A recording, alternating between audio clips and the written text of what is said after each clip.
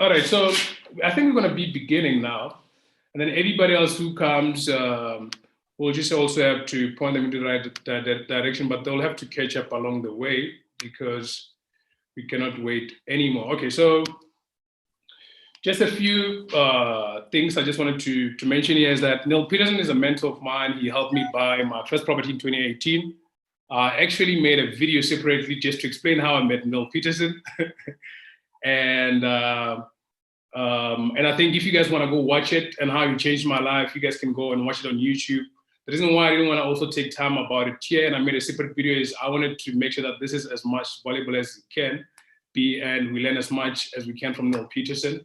And if you guys want to see the video of how I met Neale Petersen and how he changed my life personally, I think you must go to YouTube, just type in Ezra City, and you will see a video of how I met Neale Petersen and what I was going through at the time and how he managed to help me change my mindset into like a very big abundance mindset. And today, I'm a real estate investor, I'm a real estate developer. I'm working on deals with around R500 million actually. And most importantly, I do what I love. And I think I encourage people to do what I love. And I think it's because of people like Neale Petersen that I managed to be able to do that. So if you guys want to see that video, I want you to encourage you guys to go to my YouTube channel, go to ezracity.com. Oh no, just type Ezra City on YouTube. You'll find the video of how I met Neale. And I'll also put it in the description on the YouTube channel that we have. And then the second thing is that this training will only be online until the 30th of April, which is next week. And then it's only going to be available on our Facebook Mastermind group. So if you guys are not part of our Facebook Mastermind group, I think you'll get a link on both on YouTube and also I'll send you guys a link on email. So you guys must join our Mastermind group. All these trainings are going to be there going forward. So we're going to be putting them all in public until the 30th of April. If you guys want to share this, want to download it, and want to keep this for you guys, for the future, I think you must do that and, get this thing to as many people as you can. So that's what I would encourage you guys to do. And then the last thing is, not least actually, is the giveaway. So there are giveaways we're giving out. We're giving out a lockdown guide from the Real Estate Investor magazine, giving us a DigiMag for April. And then we're also giving us a free ebook from my side about how to invest in real estate with no money. So all those giveaways will be sent to you guys tomorrow. So meaning that if you registered online, then you're gonna be getting all the giveaways. And everybody who did that, we want to thank you for registering online. In the future, if you're on YouTube and you haven't registered online, then I think I'd encourage you to actually just go register online so you can get all these tools and giveaways we give for our attendees. Okay, I see a message here from the panels from Jabu say, hi, Ezra, Jabu here. Thanks for having me and watching from Johannesburg Central. So excited to learn much and especially during this time of global distress. Thanks, Jabu. Thanks for joining us today. And yeah, we're happy to have you here. And then I see Sean here saying, thank you for the giveaways. Much appreciated. Thank you, Sean, and thank you for joining us today. And I hope you get as much value as we can. Okay, so last thing is that we want to have as much fun as we can and learn as much as we can from Neale Petersen today. So what I want us to do is that I know that we might not cover everything that we have to. So if we haven't covered anything and we didn't manage to answer it, because we're going to open up a Q&A at the end for the last 15 minutes so you guys can ask all the questions that you might have about the new digital reality, how to transition, how to thrive, and how to beat COVID-19 as a real estate investor. I want you guys to go to our registration page, send us all the messages, and then send me, go to my social media, send me all the questions. Then we can gather all that together, and then we can be able to invite Neale again for part 2, where he can be able to take us into some of the stuff that he didn't manage to touch in this interview. So I hope I made myself much clear on that. And also just have a hashtag there saying digitalizing real estate hashtag, so we can be able to see all these messages from you guys. We really, really appreciate that. And I think that's just a few housekeeping for today. I think we can begin, shall we? Okay, 100%. So welcome to Ezra City Report. Today, my guest is Neale Petersen. Neale Petersen is a real estate entrepreneur, investor, and mentor. He is a visionary behind Real Estate Investor magazine and REImag platform. You can find it on www.reimag.co.za as the founder and chief editor since 2007. Neale has the unique privilege of meeting and interviewing many local and international investors, millionaires, billionaires, entrepreneurs, businessmen, sports stars, and entertainers to learn and share their unique secrets to their extraordinary challenges and success. His highlights include meeting and interviewing real estate mogul and the current US President Donald Trump in Sydney, Australia in 2011 September. Neale has also interviewed local and property and business celebrities such as Robert Kiyosaki, Dr.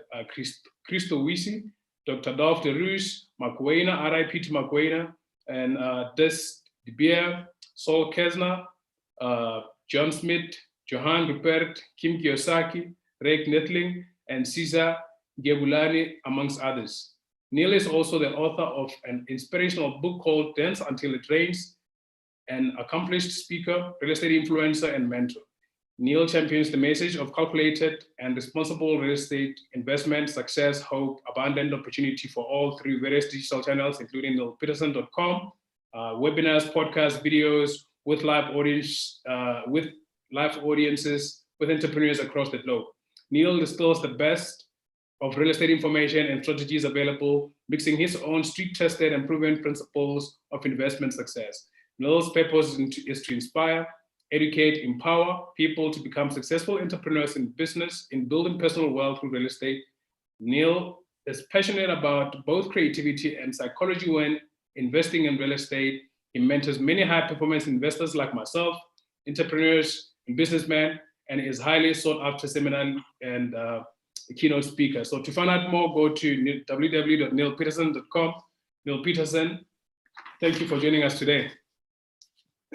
Thanks, Ezra. Wow, geez, you've given me, you put me on the spot now.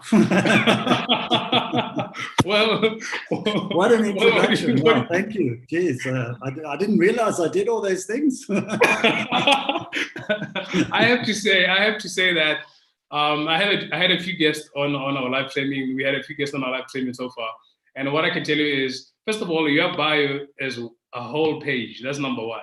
So, and then number two is, if you wrote a book someday while you distressing, or no, I'm not distressing, let's say you blowing off steam and you write a book about this bio, I'm the guy who's gonna buy it first. And you know what? I want you to do me a deal and sell me the rights so I can just sell it at a premium.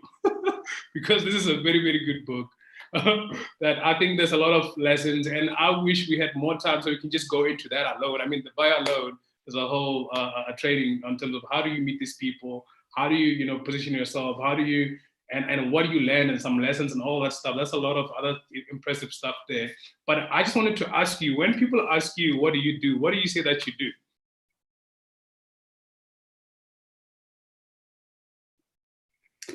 Well, it's something which has evolved over a number of years. So I had relative success when I was in the corporate world in the 80s and 90s with real estate, and that was really flipping properties, buying a property, selling it for profit a few years later, and at that time it was quite lucrative because there was no capital gains tax, or it wasn't at the level that it is today when you buy and sell properties. So those were some of my early lessons, and I kind of did it by sort of I didn't have anybody that really helped me.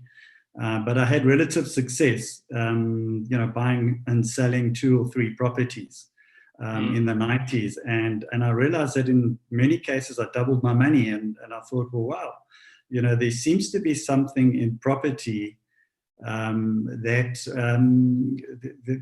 you can be successful, because I was making far more money selling properties than I was earning in my corporate job at the time, even in 1 year's salary. So I thought, well, wow, this is an opportunity for me to maybe make this my career.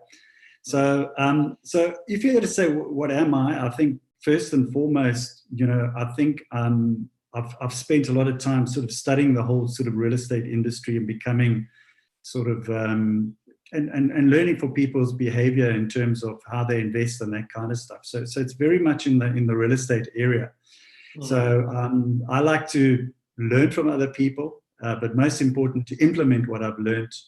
And then we find that those successful people have a kind of a success model that you can base that on, because investment is all about principles that you've got to follow. And if you follow those rules and regulations, you can be successful. And it's open to anybody. It's not limited to anybody, to any age, or the amount of money you have and that kind of stuff. You just got to really have a deep desire for wanting to be successful, and you just need to follow those principles. And let me tell you what, it's not easy all the time.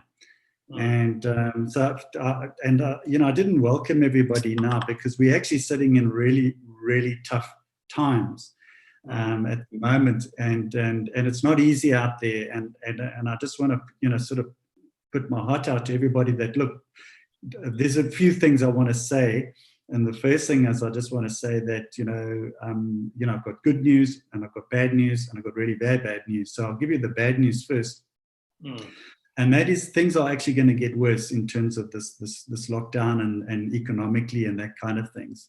So, and I think even the worst news is that it's going to challenge a lot of people, and it's going to make people in a very uncomfortable position. You're going to be challenged mentally. You're going to say, well, some people want to say, I actually want to just take myself out. I don't want to face this any longer. And it's not easy. The good news is that we will get through this. And let me tell you what, it's a way of sort of resetting ourselves. So I sort of lead, I'm learning all the time, and I'm kind of sharing what I'm learning. So I like to report, to guide people on becoming successful, because I think everybody deserves it.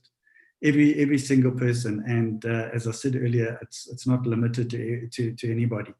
So in terms of the mindset, it's very difficult, in these kind of times, because people have lost their jobs, and people are struggling, and they're saying, what's my next step? And sometimes you need to reset yourself. You need to maybe lose that job, but you could, that could create a new opportunity.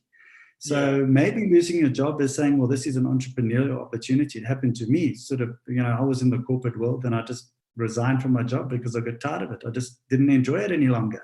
And I thought the only way I can do and become an entrepreneur, and that's the fundamental thing that I am. I'm actually an entrepreneur and a real estate entrepreneur.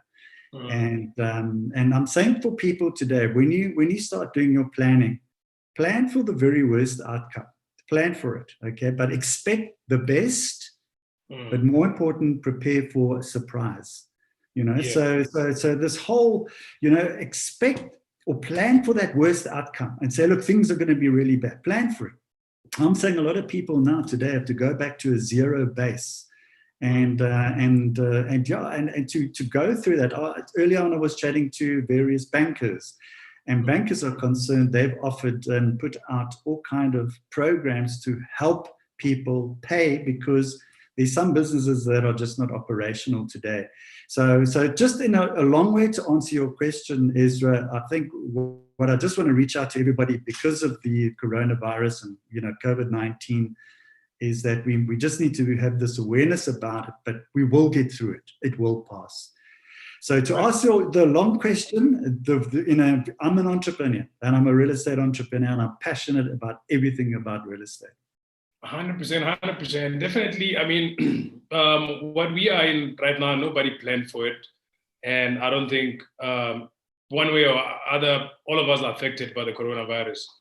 How worse is it going to get? We're all not sure, but I think it can get worse, as you said. It's much better to plan for the worst, and then try to position yourself in a manner where you can mitigate the risk, and then go back to do your SWOT analysis, figure out where you might be strong. Maybe you might need to try new things. One of the things I've been learning, though, is that we are very adaptable. And then some of the things that I used to think they are normal right now might be, normal might be something completely new. And then and we also have to get into that. I was speaking to someone staying last week, and she mentioned something like she also was learning that she can actually gym from home. So I'm trying to use that example in a context to say that is us as human beings realizing that we can actually adapt. So that's going to help us. Maybe if we have that mentality to say, okay, we can adapt to this, then we can get over this at some point, because it probably happened in the past a couple of times actually. the influencer thing, but it never happened like at this scale. So I think yes, we can get over it. And I also do want to get more on terms of how to get over the coronavirus. And then we're going to discuss the new digital reality of now we are at home, what do we do? And then obviously if people are at home and their lives are at home, that means that their real estate needs are at home too. So if you are an agent, if you are a seller, if you're a buyer, if you're an investor, what do you do? How do you navigate around? And then the president on Tuesday mentioned that after the lockdown is done, we're gonna be getting like opening in parts. You know what I mean? It's not gonna be a full opening, so that's gonna be partial opening. So meaning that we might open, we might close again. We're not sure what's gonna happen. So what is the best way to position yourself that you can be functional in a very changing sort of way of doing things? So I think that is where I want us to lead the conversation to, and I have more questions on that based a little bit later in the interview. But for now, I just wanted to say, if you're a real estate entrepreneur, for the people who don't know you, why is it so important to you to do this real estate entrepreneur? Yeah, look, so first of all, just to take it a few steps back to your original question in terms of, people sitting at home, what can you do? Well, I think it's a massive opportunity. I've never been busier since, lockdown has kicked in. I'm working almost 10-hour days at the moment. I spend a lot of time on Zoom and each day. And in fact, we're launching a webinar a day. As from next week, real estate, REImag, and we're going to do it in the different sectors. We're going to be doing it in residential, and we're going to do it in commercial. We're going to do it in offshore. We're going to do it in PropTech, and we're going to share with people the top of, the people at the head of the game. And I know some businesses, it's not every business, but it tends to be the online businesses that have been in the game for quite a long time. That have adopted online and have adopted PropTech and have adopted various kind of technologies in their business already are surviving. And I think what everybody is kind of working remotely now, we're saying in the future, well, how's it going to work? Because I was part of a survey where 74% of people said that after lockdown, they might be operating permanently. They would permanently like to operate from home. So now you've got to start asking questions. Well, how does this impact the commercial office market, for example? Because there's still a lot of uncertainty. I think, I found in these 27 days of lockdown that every day there's something in your inbox about somebody trying to give advice on what to do. And I think there isn't one right answer, because I think what we have to do is we have to keep positive every day. We kind of got to keep ourselves busy. We've got to try and find solutions and ways of how we can adapt to the new sort of technology way of doing things. And if we look at just recently, there was an article by Arthur Goldstuck, he's a leader in the tech game, and he said if we look at artificial intelligence, the size of the market is $13 trillion, which is a massive, it's huge. So there's an obvious maneuver moving in that direction of technology, and not only PropTech, we're talking about FinTech and all those different other things that are there. So there's definitely a shift in that direction. What's happened in our business is that we've been forced, and we were in fact moving in a digital environment. Now we haven't been able to print our magazine now, so we've always had our magazine digital anyway. So 95% of our audience is online. So those people that haven't adapted their business probably in the last year, probably are those the ones that are going to be in trouble. And so it's somebody that's pretty much has built up a sort of business streams that takes on technology and in every form, and as planned for that is probably going to be the beneficiaries. We look at a company like, and there's some companies, some of the retailers have done quite well with some of their deliveries and that kind of. I mean, we're talking about the Pick and Pays, the Checkers, and that. Then you look at your digital business, a company like Zoom. Now that's just taken off. I mean, they used to have 10 million users in February. Today they're sitting with 250 million. Now, what kind of escalation of growth is that? You know, it's unbelievable. It's gone through the roof. So the time of businesses, there's almost a time for a business to grow. So this could be your time to start planning and saying, well, how can I benefit? What is the value that I could bring to the world? What is it that I what can I impart? So to answer the second part of your question in terms of real estate and what people should be doing. And if we look at the PropTech, because that was also part of your subject today, I mean, PropTech really started with the likes of Property 24 as a portal, and also Private Property. There were another portal that started, and Gumtree and those kind of portals. And they still today, they are the leading portals. I think Property 24 is by far and away. You know, I think it's in the top 100 or something of the world. It's massive. Their reach is incredible. They're certainly, definitely in the top 10, top 3 or whatever in South Africa. So they've got massive, massive reach. So it started from that. So the obvious thing is, as an investor, I think there's going to be massive opportunities that's going to come forward. There's going to be a lot of distress in the market, which means that we mustn't just try and benefit. We must also try and help people at the end of the day, because that's why banks have given all these relief programs. That's why the landlords are in discussions with all the retailers, offering them payment holidays and that kind of stuff. So we've got to realize that it's not just the time just to monetize and just to benefit. It's also a time to kind of like sit back and to also give back and say, where can I help? We don't want to have the vulture mentality of an investor. We want to have an investor where we can benefit, but we can also share that and make other people grow within that as well. So I think those are some of the opportunities. 100%. I definitely agree with you. One of the things that I wanted us to also discuss in more detail was some of the most popular tools that investors can use to digitalize their real estate investment strategy. Reason for that is, I know for a fact that there's a lot of tools that exist in like TPN, HouseMe, a lot of other property folks, things that are online that I was well aware of. I've never sort of had time to integrate them into my real estate strategy. And what I'm seeing is what is happening with the lockdown and what is happening to companies like Zoom, as you're saying, and most of the people being online right now. It means that we must now be able to say some of the processes that we were doing manually in real estate must be done, using technology. So some of the most popular tools usually recommends like HouseMe. You guys had two calls in place. I'm not sure if you still remember. It was like a full service US-based property management that was using IA and machine learning to do like management of property tenants. And then you can do online payments, extend lease, and report problems there online. And then you also had something called Infuma Rent for inspections and things like that.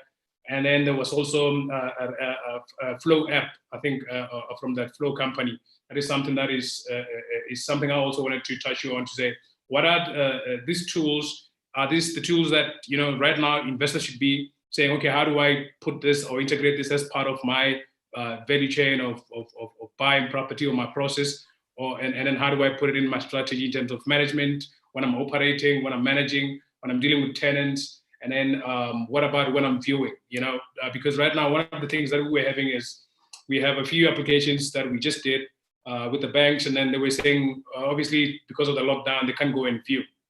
And then now you have the Deeds office, which is closed, which is something I also wanted to touch on, coming back to saying, okay, so what do people do about that? Is it the time now where we introduce blockchain? Since 2018, you've been talking about blockchain and how it's going to, actually 2017, where's the magazine? Okay, this was my favorite copy of the REImag magazine that you guys have. And here you were talking about property and blockchain in 2017. So right now in 2018, if you follow through what you guys have been talking about, with more like, okay, what steps can you take to familiarize yourself with blockchain? What will the effects be in terms of the financing? And then the time also, another thing, the speed takes around 11 minutes. Then there was like some case scenarios that have been used in Sweden and other countries, and which we can also copy and be able to integrate in terms of what we do. Is there any strategies, technologies that we can use to digitize our strategies? That's the question number one. And in terms of fintech, I just wanted to say my opinion on fintech is the consumer behavior is changing right now. So meaning that, as you said, people are working from home, and then more people are going to be getting used to working from home after this lockdown is done. And then, as you're saying, it's going to affect a lot of retail landlords. And then now, when you have an office space, I mean, why should you have an office? You can cut your costs. People can work from home. They're working productively. Why can't they work there? We just have a Zoom call every week, or whichever way you guys are doing things. And then, we just keep it going from there. So, so what I wanted to ask is, things like blockchain in 2018 alone, it had 250% Google searches. And then you mentioned in 2018 also on the Ipileng Kari edition that blog post. Okay, so that there was a case study that was done in Sweden. And then when this thing was implemented in terms of blockchain on real estate and doing buying property online, it saved taxpayers money by about £100 million, and it reduced municipal hours spent on paperwork and lowering potential fraud. So that's another thing to say. We are online right now. Every day I get people who are logging on our online system. We're trying to fight cybersecurity. There's a lot of other risk that is coming into that. That's why industries like AI, cybersecurity are now like at the trillions of dollars, at closest to healthcare, I think. And then what my question actually is coming to say, are we now at the time where we should be having the whole transaction of a property done online, or are we still getting there?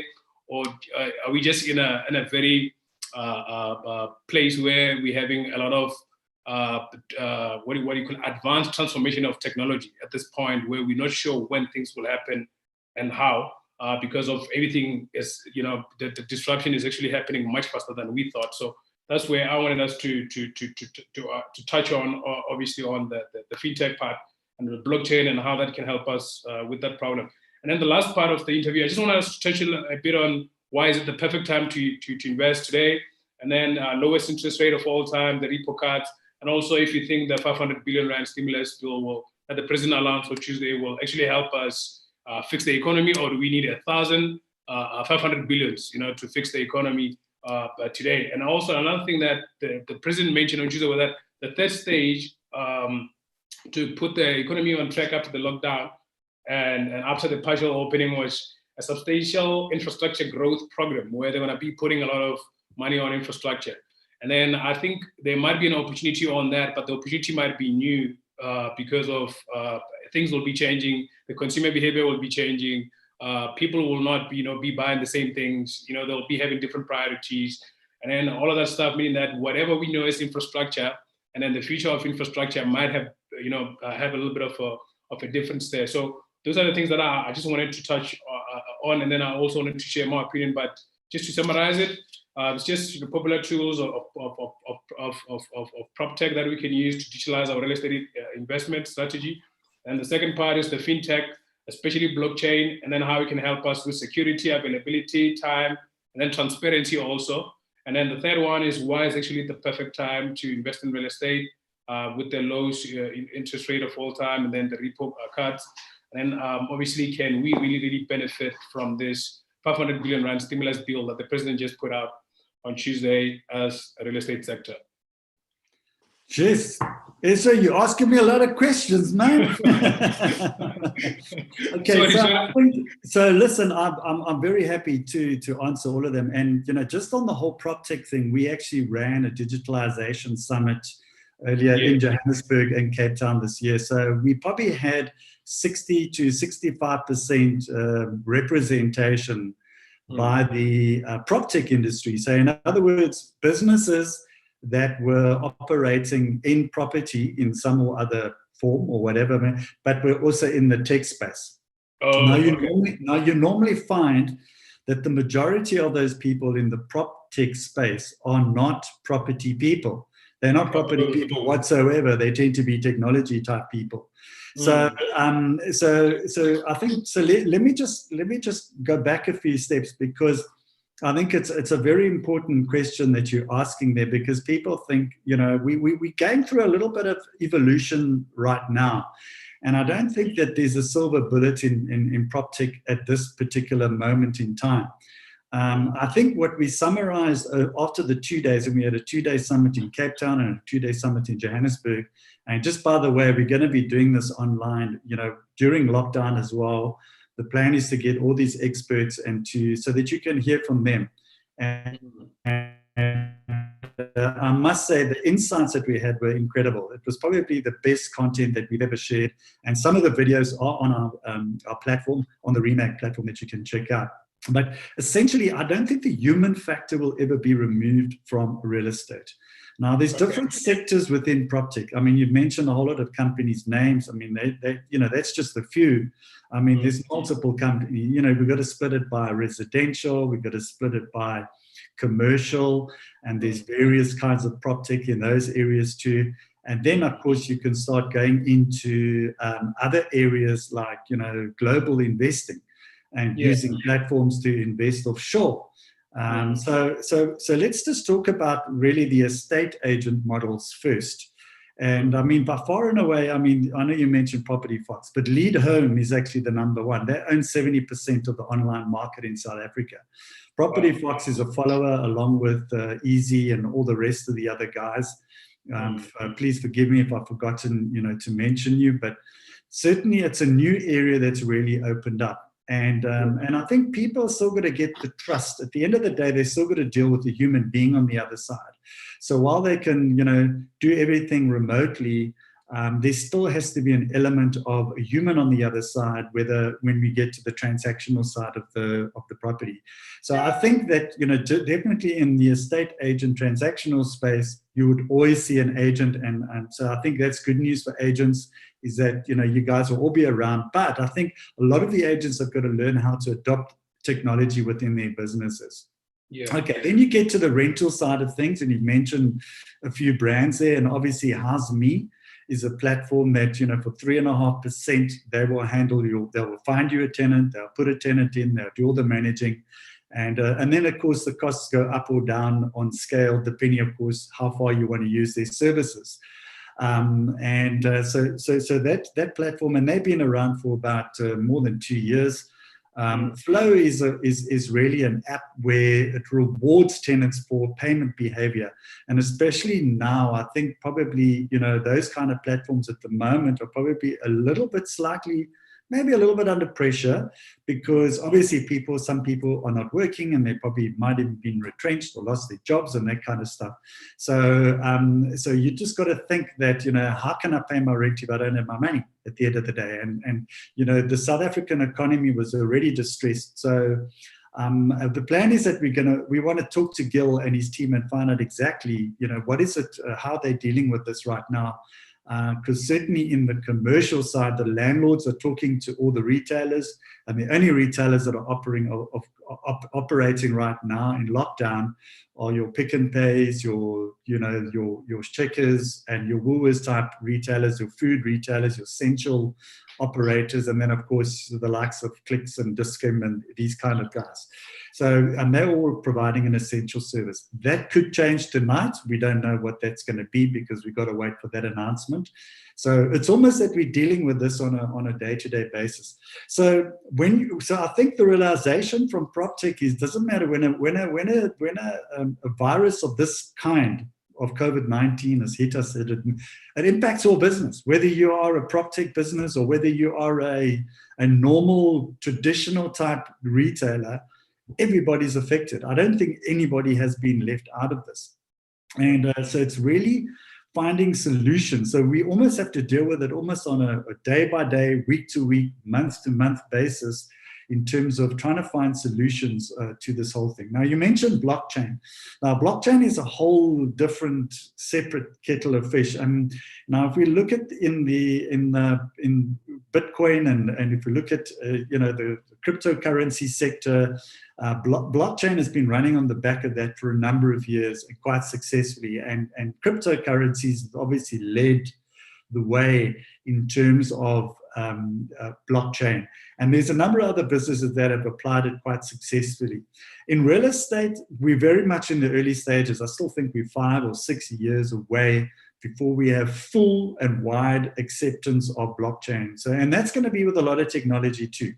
So technology is also going to evolve. Now, I don't know if you recall, Ezra, in 1999, we had the dot-bomb crash. And in 1997, we had South African interest rates at 25.5%. Today, we're sitting at 7.5%. You can see the radical difference over there.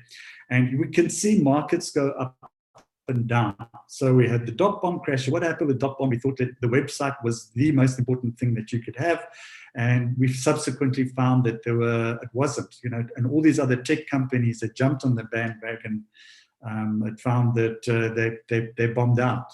And the same thing happened in real estate in 2008, which is obviously really the people were overstretched in terms of over-leveraged. And banks were on selling, loans and loans that were packaged as various other packages, and literally was nothing in them. And so that caused a big crash. Now we got COVID-19, which is they're equating to 1913, when they had the Spanish flu, the Great Depression, around that time also. So we got to realize we're in challenging times, and technology will only partly, because we're still evolving in this, but it's only going to partly solve us. So getting back to the PropTech companies, there are various platforms that are working exceptionally well. I mean, Property24, as I mentioned, is by far and away, it's the most successful way of selling your property currently, or buying your property at the moment. And, those things could change going forward. As you've mentioned, the estate agent market, those kind of players could come into the market, but they utilize Property24 to sell their properties anyway. So if we look at commercial buy and sell, generally it's a bigger transaction. There's a longer due diligence period. For buying global property, generally, to buy into a fund type operation where, that you can buy online, and generally it's managed by a third party. And so they would actually manage that property for you, and you're putting your hands in, obviously, the operator, and they will offer you returns of, say, 5, 6, 7, 8%, whatever it is, whatever that investment is. And they would pay you like a dividend every year, and then your capital's locked in for, say, 5 years, or whatever it may be, and you would get your funds back. So the question, is it a perfect time where we're sitting right now? I think, I always think it's always a good time to invest in real estate.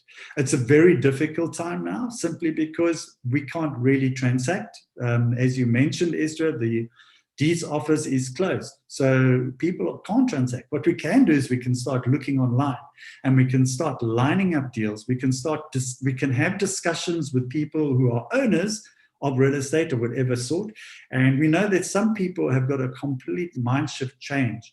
I remember in 2007, 2008, a good friend of mine was Ian Fife. He used to be the property editor of Financial Mail at the time. This is 2007. It was also the year I launched Real Estate Investor. And he owned more than 250 properties in the inner city of Johannesburg. And Ian did a wonderful thing. He sold all of them 2 months prior to the global financial crisis, and he cashed out. And so sometimes, and I'm a big follower of Robert Kiyosaki, and he's been calling a global financial crisis for a long time. And he's got it right. He called the 2008 crisis. He called the other crisis, which is in the dot-bomb crisis, and also the 1989 stock market crisis as well, which they had in the US, which also was widespread as well.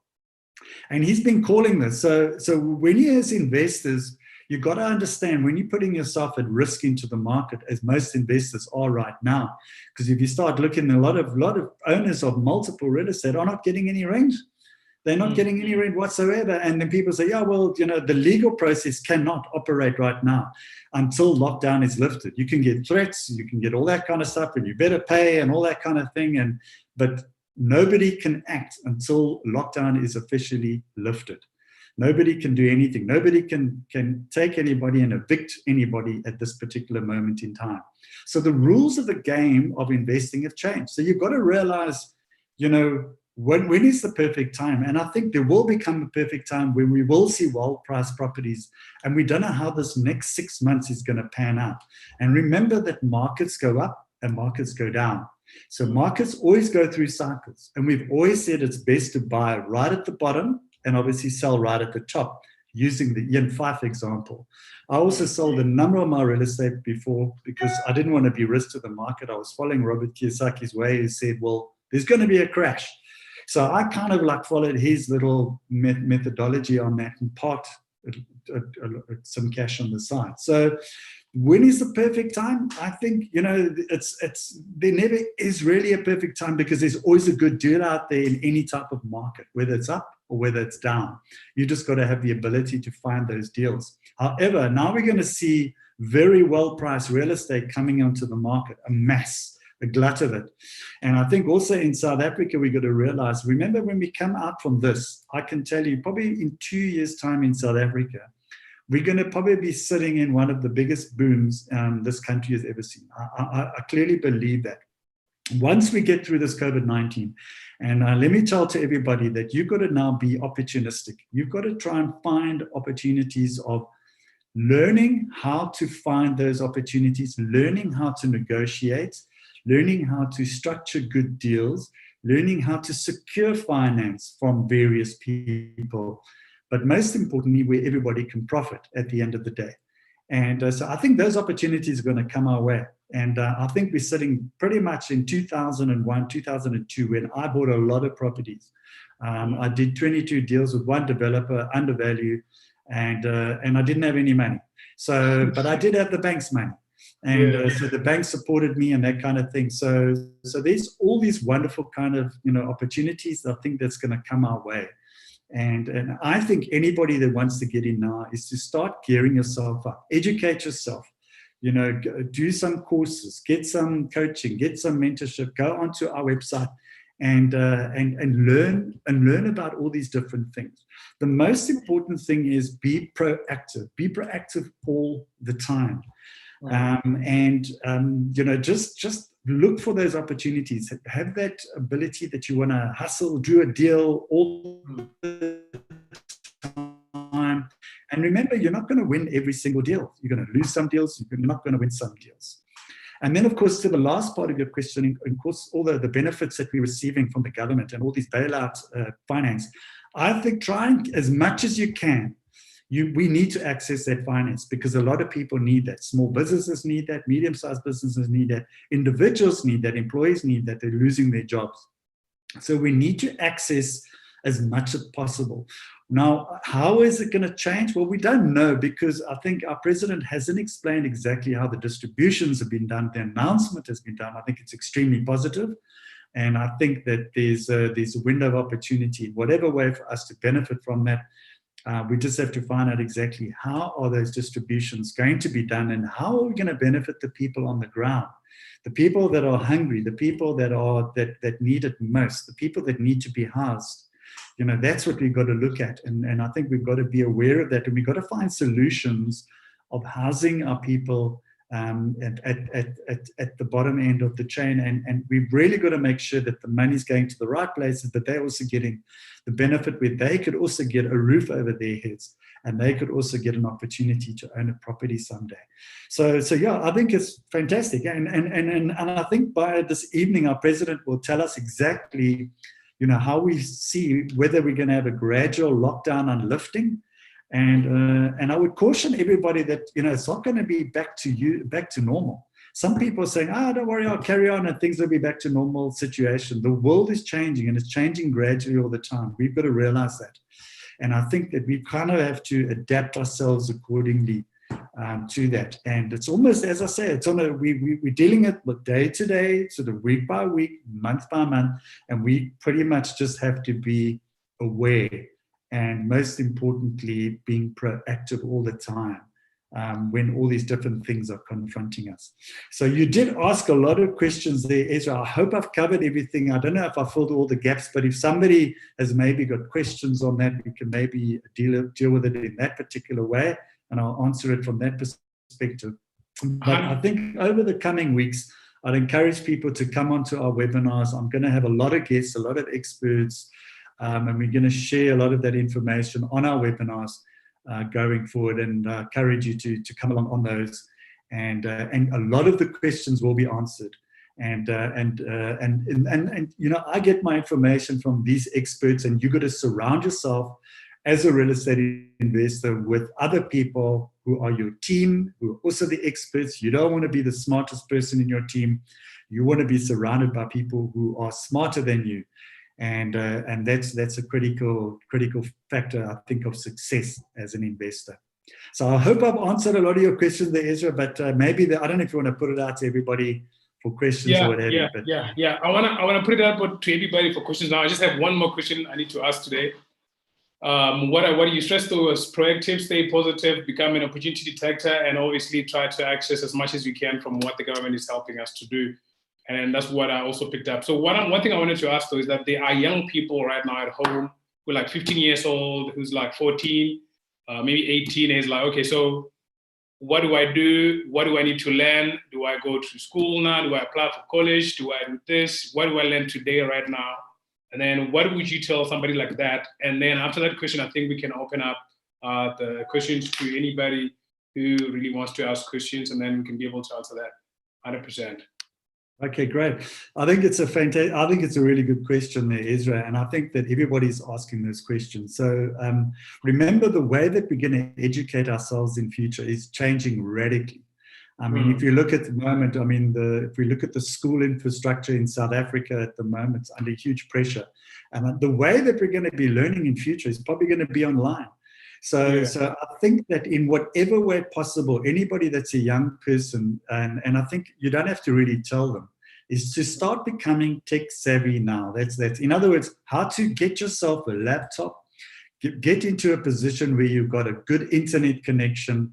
A lot of people, you know, mobile phones. So the starting point is to learn technology. Learn and learn the different platforms that you need to be able to communicate, because I think we're going to be, in terms of how we meet in future now, it's going to be very different. I travel a lot, and I spent at least once, in more cases twice, sometimes 3 times a month in Johannesburg. I'm based in town. I'm on a plane. If you want to go to Durban, it's 3 or 4 times a year. Now, I think that's going to change, because the airline industry and the travel industry and the hospitality industry, I think, has been decimated, and is going to change forever. Now, people are going to think twice about getting onto an aeroplane. They're going to think twice, where, first of all, they have to pay for the flight to get there. They're going to have to probably hire a vehicle. They're probably going to have to book a hotel to stay in. Then they're going to have to drive to whichever venue they have to go, and they have to pay for parking. So every time there's a transactional thing that has to happen there, I'm not saying it's going to stop completely, but I think people are going to say, well, wait a minute, and also overseas travel. And remember, there's a lot of restrictions on that, and there's going to be restrictions on that for a long time to come, which means that what do you need to do with the last bit of money? If you're somebody that's 15 years old, or somebody's got access to a cash, get yourself a laptop that can work. Get yourself an internet connection, and a good internet connection is that. Get yourself a headset, start interacting, start finding and getting as much information as you can online in the online world, because you can actually progress, and you could actually build yourself a business sitting in the backyard of wherever you are, with whichever has an internet connection. So we've got to move in this direction of empowering ourselves to work with technology, because it opens up a brand new world for us. It opens up a world of real estate investment. It opens up a world of commerce, of business, of becoming an entrepreneur. The future of this world, with all these people that are losing their jobs, and is that they're going to have to go somewhere. They're going to have to, and they're going to become entrepreneurs. So I think we're sitting with this massive, massive opportunity. So, and the way we're at school right now, where we say, well, we're going to get school, we're going to sort of pass matric, and then we're going to get a degree, and then I'm going to get a high-paid job. Those days are gone. I mean, unless you want a job in the government, then that's probably where that you need to move sort of going forward. But I think as an entrepreneur, and you want to make some real money, is those are the things you've got to become tech savvy and really have an inquisitive mind. Find out what your passion is, and then work towards finding something, whether it's real estate investment. And there's just so much free stuff which is online, especially now. People are trying to find solutions. And, we've seen that the wave of the number of audiences that have grown online just as a result of lockdown in South Africa and the world has just skyrocketed. So interaction, the number of webinars and seminars and the stuff that is available has skyrocketed. And it's available to everybody. And that's why I say your starting point is to get a good internet connection, get yourself a laptop, and that's how you can equip yourself. That could be your business. And that could be the way that could take you into another world, another stratosphere. 100%. So I think thank you very much, Neale, for giving us a positive view of how to look at the future and staying positive and being proactive and not losing our cool in the midst of what's going on right now. And start panicking and obviously thinking about all the negative things that can happen. Yes, think about the worst case scenario and prepare for it. You know what I mean? Because I think I also realized that as soon as I have the worst case scenario dotted down and I know what it is and I can look at it and see exactly what it is, then I'm able to come up with a solution to say, okay, what can I do to